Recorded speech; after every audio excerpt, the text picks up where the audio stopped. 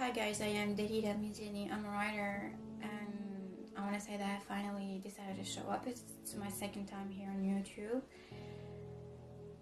and I want to say, please wait for my books. They are coming. My books are really coming, right?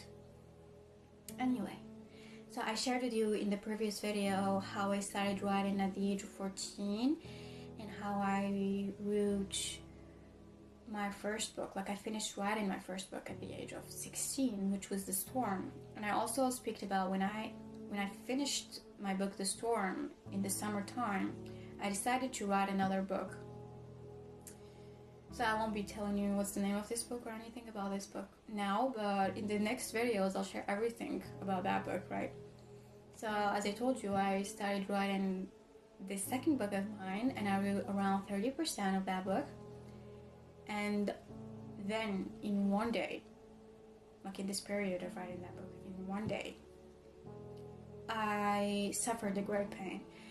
It crashed down on me all at once. Like, it was literally like suddenly. I was kind of sitting like that, and suddenly I felt a great pain.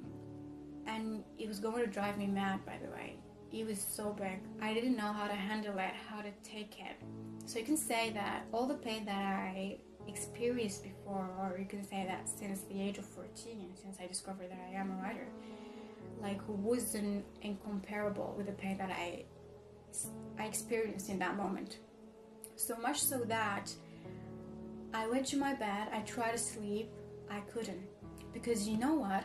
You know, when you close your eyes, you feel what's in the inside more. Like, you're focusing more on what's in the inside, and what was inside me was a big disaster. It was that great pain. I tried to sleep. You can say that I was fighting, right? while closing my eyes, while trying to sleep, while laying down in my bed, I was fighting, until I started imagining. I imagined the whole story. I imagined the girl. I imagined her character, and I was like, oh yeah, she's Friend of Pain. I want to name her Friend of Pain. And I had the idea, actually. I was like, oh yeah, she's Friend of Pain. I managed in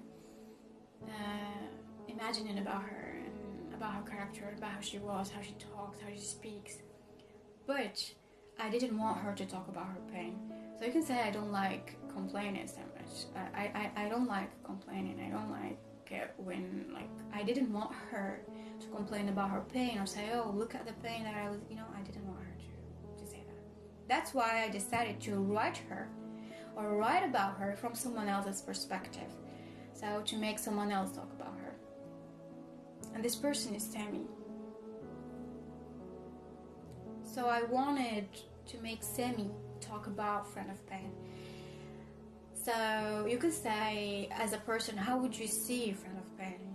How would you feel if you can't help someone nicknamed by Friend of Pain? Something like that. I wanted to really talk about her from someone else's perspective, right? And I had the idea, I was inspired like that because I had a lot of things to say in my book. If I'll talk about her from someone else's perspective, which is Sammy, right? And in the moment when I had it clear in my head, like I had a plan of a whole book in my head, how to start, even how to finish the character of the girl and Sammy, the person who's going to be talking about Friend of Pain, I jumped quickly into my desk. I ran into my desk like crazy, and I started writing like crazy, like literally, like I wrote it here. Okay, bear it with me. So I picked this copybook. It wasn't like that. I added that just to save it. I like space. So you can say that back then I was really thinking about space, and I like space. So I picked that one.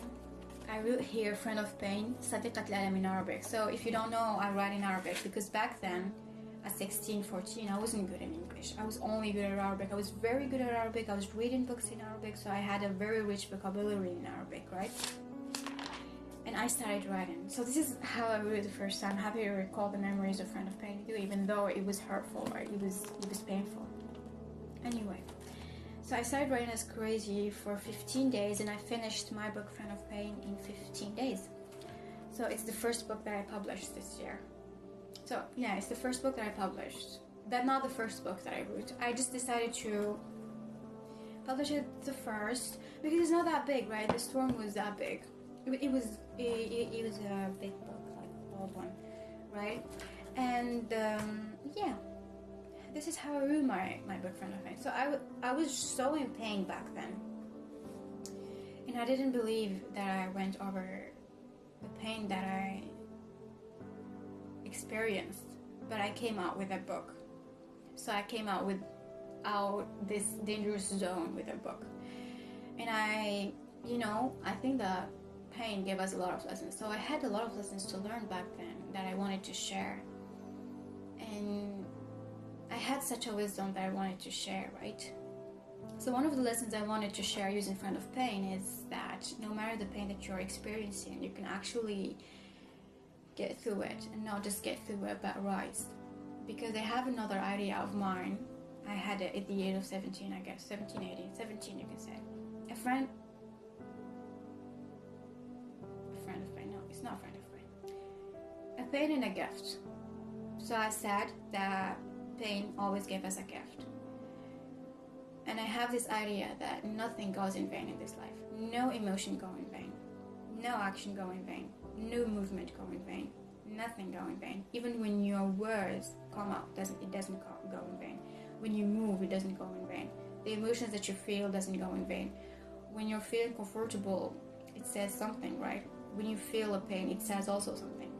Like, we also have to learn how to listen to ourselves and to our inner voice, and you can say to our intuition also. And so these are other things that I would be talking about in my next videos, because actually I have a lot of lessons that I want to share with you guys. Why? Because I believe that I am here to inspire in a way or another, and that I want to be that girl, something like that. Why? It's because one of the deepest reasons I write is that, when I wrote Friend of Pain, I was feeling like I was the only person who was suffering in this planet, because it was a great pain, and I thought that I was the only person that I was experiencing that pain. And then I realized that as a human being, because I was little for that, right? I was young for that. As a human being, we all go through that pain sometimes, right? And I just wanted to name one of my books, Friend of Pain, just to tell you, if you're going through a hard situation right now, or through some pain which is painful, which is hurtful, I just want to say you're not alone in it. You're not alone. I don't want you to feel alone in it. You're not alone. And also, back then, when I was experiencing that pain for the first time, I really hoped someone can speak about pain for me, like to let me understand what was happening to me, to just tell me you're not alone. This is we as a human being. Like, pain gave us gifts, and something like it's a lesson, or just have to keep on going because it's going to go. Nothing lasts forever. There's no, nothing lasts forever. That's not what I want to say. So the period didn't last forever, right? Even though I thought that it was eternity, because I didn't know how to deal with that. So I just wanted to say, you're not alone in it. And I really wanted someone to give me advice back then. So I really knew what does it mean when you need someone to give you an advice, or to inspire you, or to give you a hand, or to help you. So this deep need back then really made me wanna be there for you can say, or be there for you through my words, you can say, or something like I really wanted to be an inspiration, or make my characters as as inspiring as possible, something like that. Just to say that you're not alone, and that you can go through anything if you believe in it. So this is the word that I'm discovering these days, believe, which is a great word, right? The video is gonna stop. Please wait for my words, they're coming. So finally I decided to show up. Wish you the best. Have a good day.